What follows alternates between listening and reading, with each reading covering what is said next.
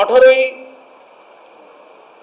April থেকে আগামী 2রা মে পর্যন্ত আমরা এই পরবর্তী দফার কর্মসূচি এক এক করে বলছি। 18ই এপ্রিল থেকে 2রা মে পর্যন্ত যে কর্মসূচি আমরা আজকে শীর্ষ নেতৃবৃন্দের সিদ্ধান্তে পেয়েছি সেটাই আমরা বলছি। প্রথম,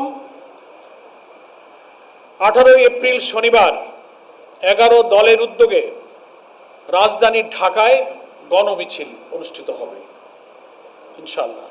2 নম্বর, দ্বিতীয় কর্মসূচি 25শে এপ্রিল সকল বিভাগীয় শহরে, সেদিনও শনিবার, 25শে এপ্রিল শনিবার সকল বিভাগীয় শহরে গণমিছিল, ঢাকা ব্যতীত। ঢাকায় যেহেতু আমাদের 18 তারিখে হয়ে যাচ্ছে, ঢাকার বাইরের সকল বিভাগীয় শহরে 25শে এপ্রিল শনিবার গণমিছিল হবে 11 দলের উদ্যোগে। তৃতীয়, মে মাসের 2 তারিখ 2রা মে, সেদিনও শনিবার, প্রত্যেকটি জেলা হেডকোয়ার্টারে জেলা 11 দলের উদ্যোগে বিশাল বিশাল গণমিছিল জেলা সদরে অনুষ্ঠিত হবে ইনশাআল্লাহ। এবং 18 থেকে 2রা মে পর্যন্ত এই যে মাঝখানের দিনগুলোতে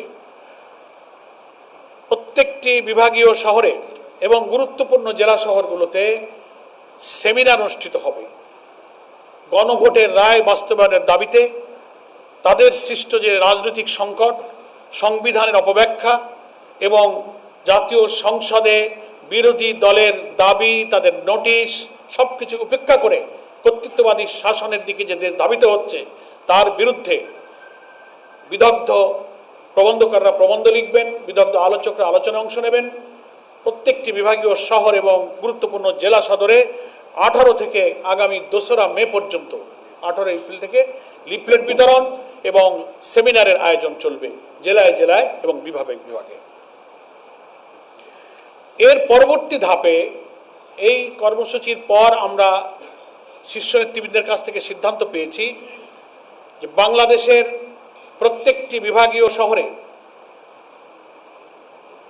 11 দলের উদ্যোগে সেই বিভাগের অধীন সমস্ত জেলার 11 দলের যৌথ সহযোগিতা এবং ব্যবস্থাপনায় বিশাল বিশাল সমাবেশ অনুষ্ঠিত হবে বিভাগীয় সদরগুলোতে এই 2রা মের পর থেকে। সেই শিডিউলটা আমাদের লিয়াজো কমিটি অবিলম্বেই বসবেন এবং তার সুনির্দিষ্ট তারিখগুলো ওনারা ঘোষণা করবেন। 12টি সিটি কর্পোরেশন এবং বিভাগীয় সদর মিলে এই বিভাগীয় সদরগুলোতে সমাবেশ অনুষ্ঠিত হবে। সেখানে 11 দলের প্রত্যেকটি দলের শীর্ষ নেতারা এই বিভাগীয় শহরের এই সমাবেশগুলোতে ইনশাআল্লাহ উপস্থিত থাকবেন।